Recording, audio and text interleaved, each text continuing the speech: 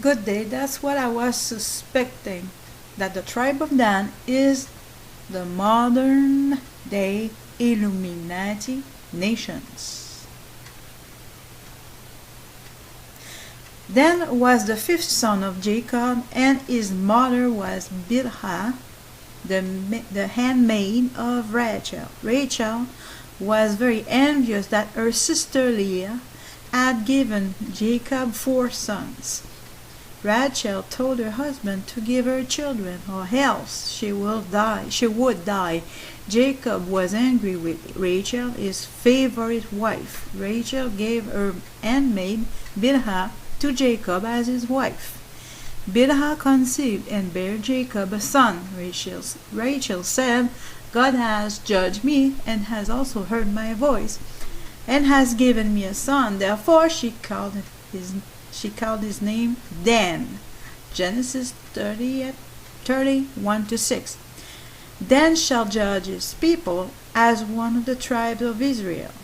Dan shall be a serpent by the way, and adder in the path that beats at the horse heels, so that his rider shall fall backward. Genesis 49:16-17. Dan is missing from the list of tribes in the book of Revelation 7:5-8. The prophet Jeremiah references the serpents that shall bite and the snorting horses heard from Dan. The snorting of his horses was heard from Dan.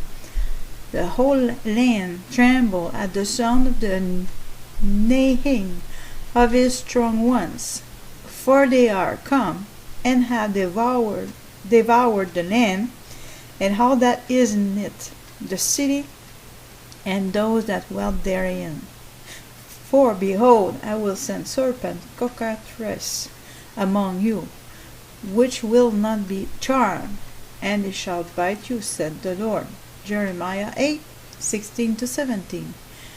In the first book of the Bible, we see how Dan comes about, and we see the references made of him to him and the symbols that will be associated with him, his people, and his tribe. But in the last book of the Bible, he is found missing from the book of life, and those who will be saved, and it should come as no surprise as to why. The symbol that the Bible associates with him is that of a serpent. If we recall correctly, the devil is associated with the symbol in the book of Genesis, and in the gospel accounts, Jesus also makes reference to the brood of serpents that were the judgmental Jews, who he described as having Satan as their father. Notice also how he was the fifth son, and how important the penta number 5 is to the Illuminati. Pentagon, pentagrams, penta equal 5. In the book of the prophet Jeremiah, we see how the prophet warns the future regeneration of this coming war that will be brought upon by Dan and his followers' descendants. The following information clearly points to who the modern nations and the modern descendants of these tribes are. They are none other than the Illuminati Freemason nations of the world. As we stand on the precipice on this major nuclear conflict, let us be reassured as saints that the Bible has clearly pointed out who these serpents are, how they will bring war, and how they will be damned and not saved, along with being the nations where Freemasonry and the secret societies first began to flourish. They are also the nations where Protestant evangelical movements first began as well and broke away from the Catholic Church. Today's modern-day evangelical movements have introduced many end-time heresies heresies that have swayed many living in these modern nations today. Is it any wonder why this tribe and their descendants are not found in the book of life, in the final book of Revelation? Also, is it any wonder why many of these modern nations were the descendants from the tribe of Dan first settled as today some of the most atheistic, immoral countries in the world? Tribe of Dan equals the modern New World Order Illuminati nations. Dan amongst the Celts, Dan in Wales, Ireland, Scotland, and northern England.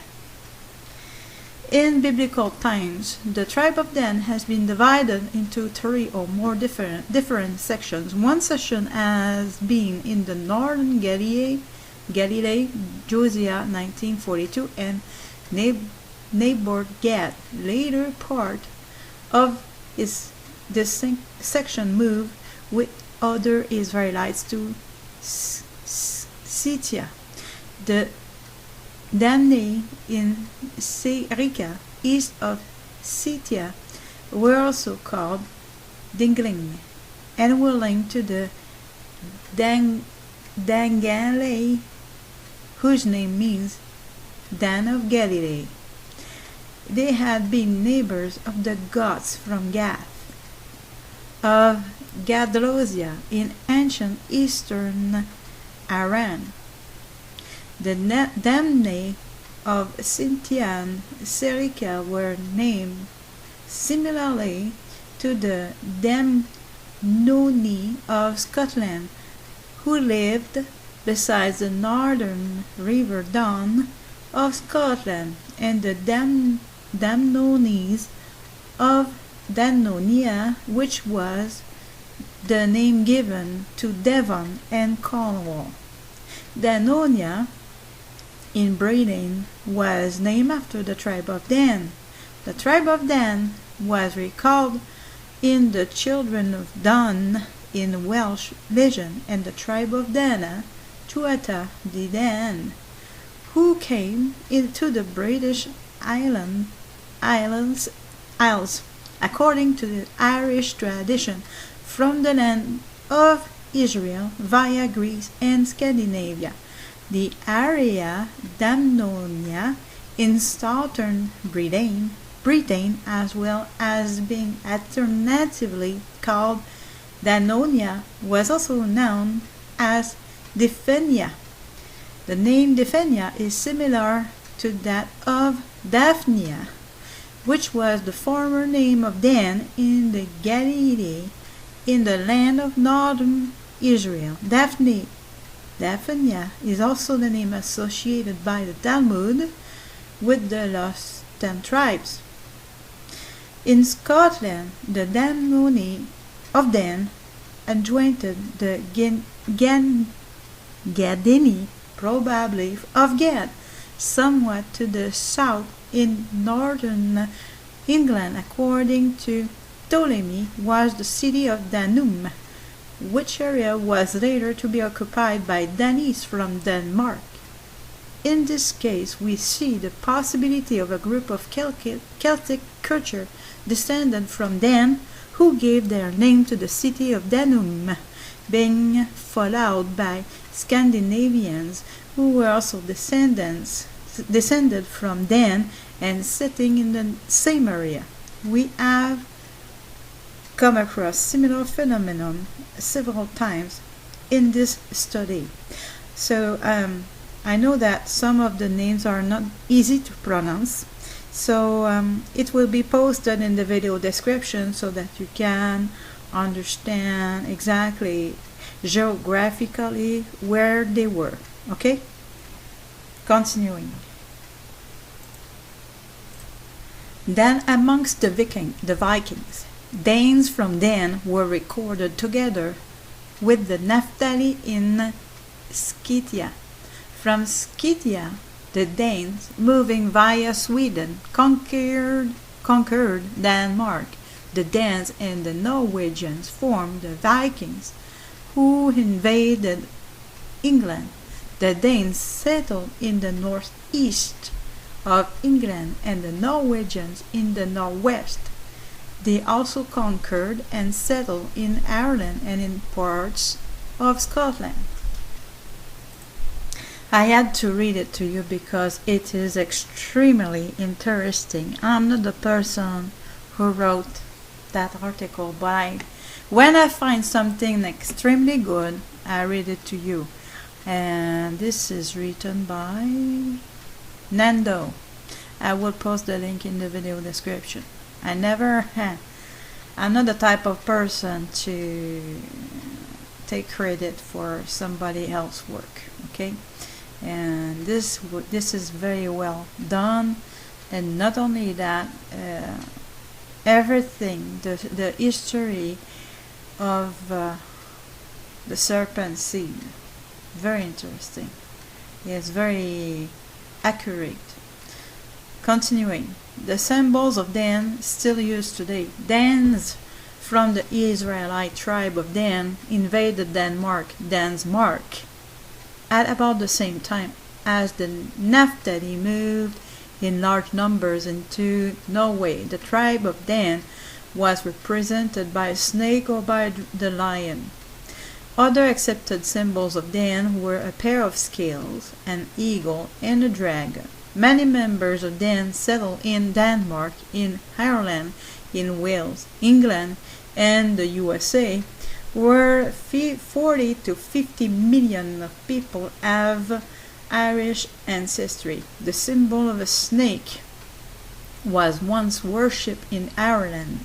A lion represents Denmark and England, Wales as a dragon on its flag, and the USA as an eagle.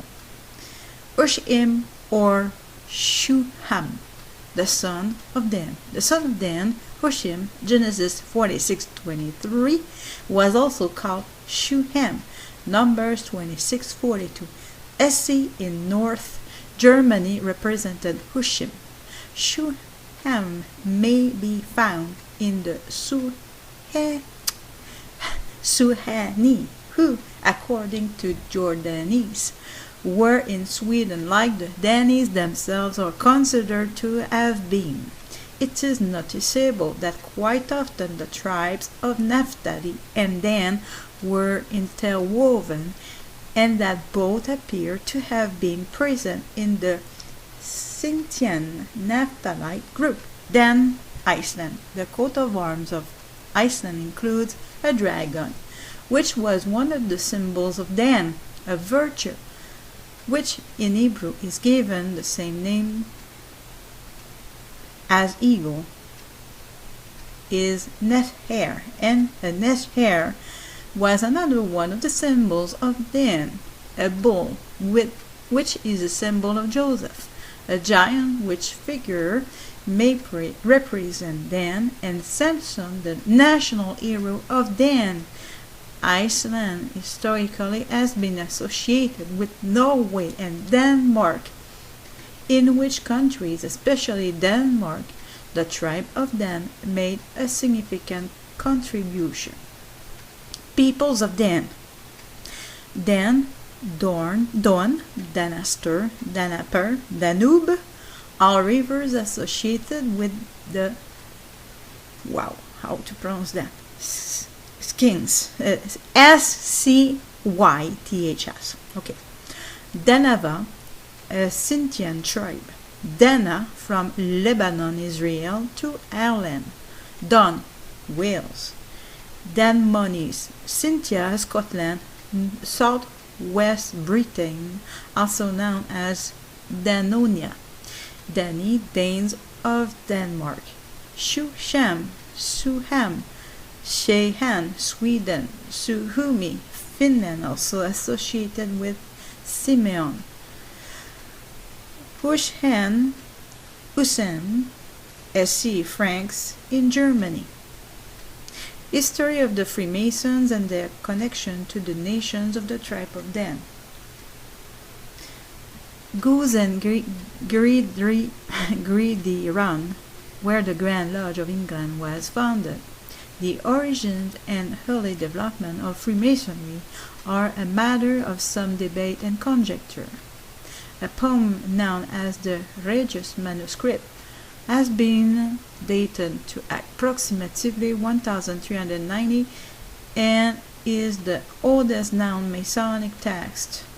There is evidence to suggest that there were Masonic lodges in existence in Scotland as early as the late 16th century. For example, the lodge at Kilwinning, Scotland, has records that date to the late 16th century and is mentioned in the Second Shell Statutes 1599, which specified that ye warden of ye Lug of King Kilwinning.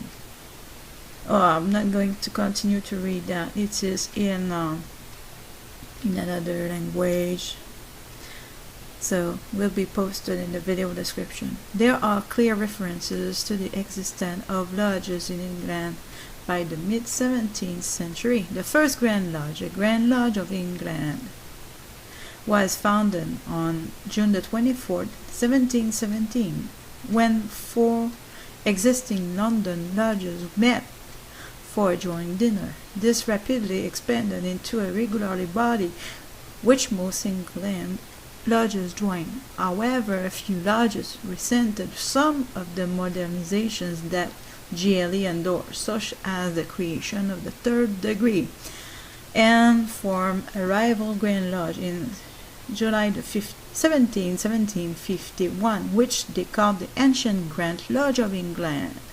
The two competing Grand Lodges viewed for supremacy the modern GLE and the Ancients until they united on November 25th, 1813, to form the United Grand Lodge of England.